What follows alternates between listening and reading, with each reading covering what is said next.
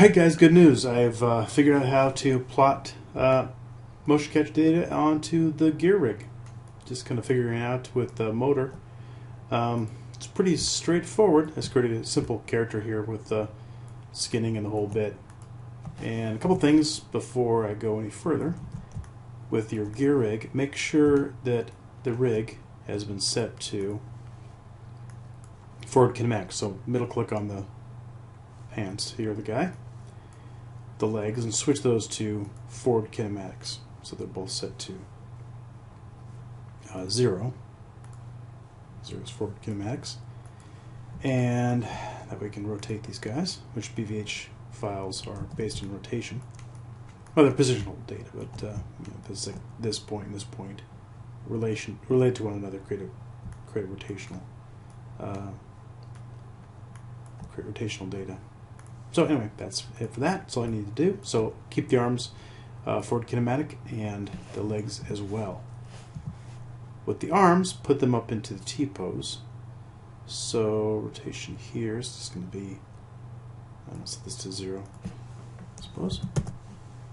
And same thing with this guy. Pop that out to 0 as well. Okay, so T-pose, perfect.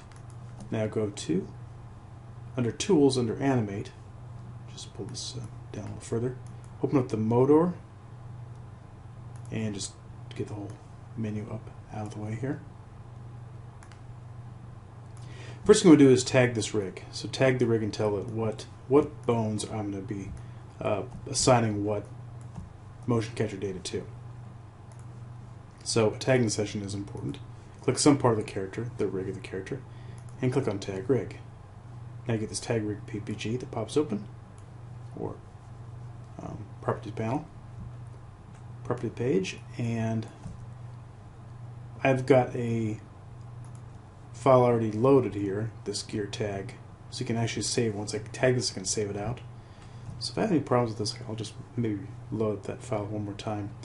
The spine center of geometry can either be this guy, or I think before I had actually clicked on this one, but that may be the previous one. I'm going to see how this one loads up. Spine root is just the base of the spine there. I think that works. Chest is this chest element here on top. Pelvis, I'm going to pick the same center of geometry I did before. Oops.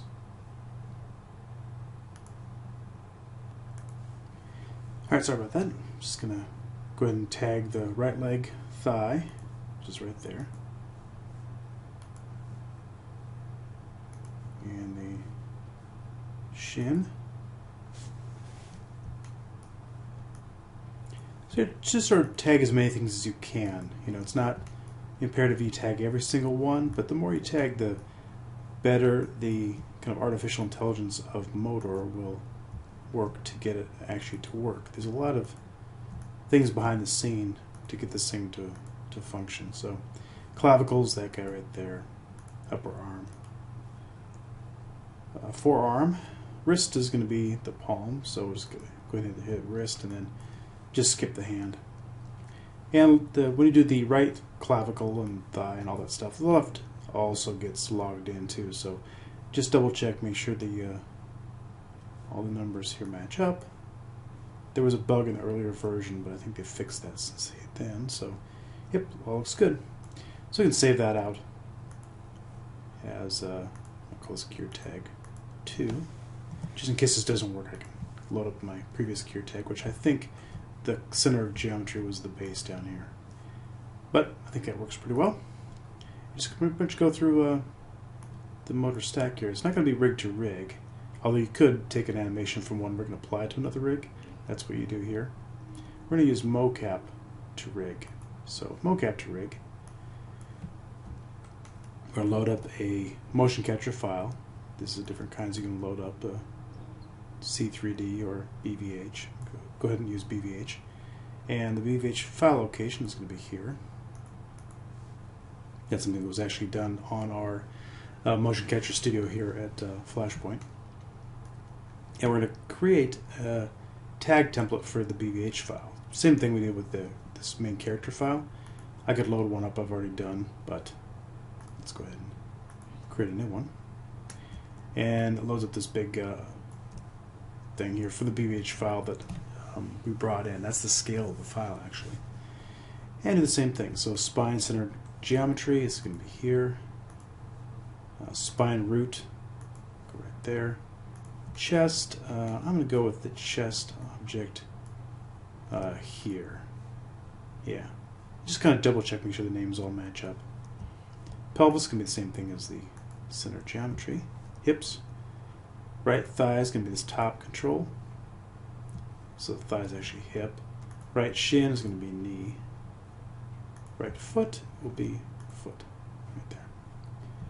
Clavicle, and it's a tricky one because these clavicles are stacked one on top of the other, so it's one of these two.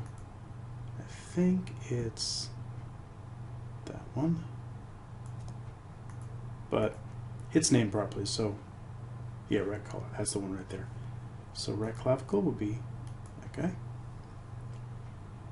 Right collar, right upper arm will be upper arm, which is the shoulder.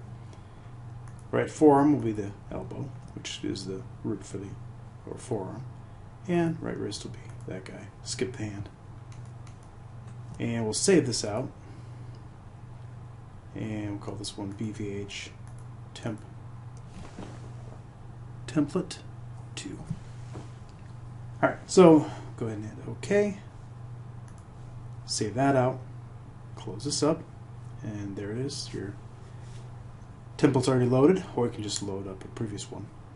Your target model is going to be the man, which we already have. It's man 1. That's the rig that we have down here. Generically named. And simply hit apply. And on flat, we have the data applied to our characters. So let's pull it up to add a 0 to the motion capture. Pull this out here and play. So again, the data is kind of funky. It needs to be cleaned up in Motion Builder. But you can certainly clean it up and then export out a new BVH file to bring right into Motor.